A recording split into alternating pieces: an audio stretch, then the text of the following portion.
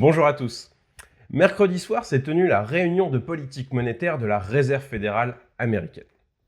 Comme largement attendu, la Banque centrale a décidé de maintenir inchangés ses taux directeurs, les laissant sur la fourchette 4,25-4,5%.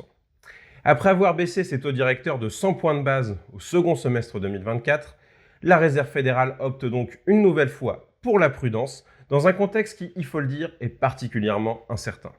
En effet, depuis le début de l'année, les mesures commerciales et les orientations géopolitiques de l'administration Trump entretiennent la volatilité sur les marchés avec, entre autres, une nette baisse des marchés boursiers américains et une détérioration de la confiance, en particulier du côté des ménages. Sur le front commercial, les nombreuses mesures douanières annoncées par Donald Trump pourraient se traduire par un surcroît d'inflation dont l'ampleur est toutefois encore difficile à évaluer. En effet, en matière commerciale, Donald Trump ne fixe pas de cap clair. C'est donc dans ce contexte agité que la Réserve fédérale s'est réunie et la Réserve fédérale a pris acte de ces incertitudes. Comme à chaque fin de trimestre, la Fed a présenté son nouveau jeu de projections économiques et bien que ces projections économiques n'aient été que marginalement révisées, elles reflètent tout de même un contexte moins favorable avec une révision à la baisse des prévisions de croissance et un ajustement à la hausse des anticipations d'inflation, particulièrement pour 2025. Dans ce contexte, Jérôme Powell, le président de la Fed, a tenu un discours prudent. Il estime que les effets inflationnistes des mesures commerciales devraient être temporaires.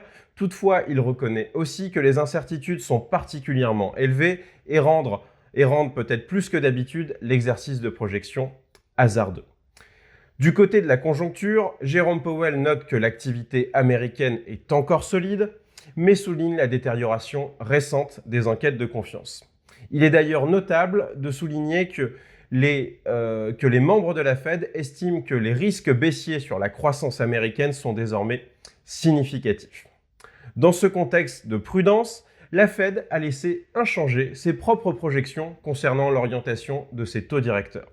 Autrement dit, et comme en décembre dernier, la Fed estime que ses taux directeurs baisseront de 50 points de base en 2025, autant en 2026, avant d'atteindre un taux d'atterrissage, un taux neutre, que la Fed estime autour de 3%, en ce qui concerne la fourchette haute des taux directeurs, qui se situe actuellement à 4,5%.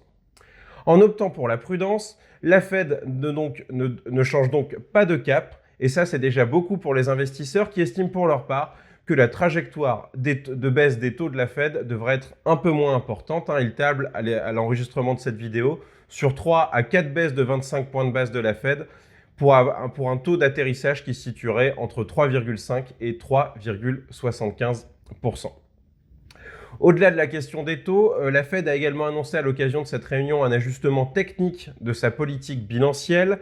Le rythme de réduction de son bilan, c'est-à-dire le rythme auquel elle laisse arriver à maturité les titres qu'elle a achetés dans le cadre de sa politique monétaire, sera abaissé. Un choix qui se veut technique et qui vise à maintenir le bon fonctionnement des marchés monétaires.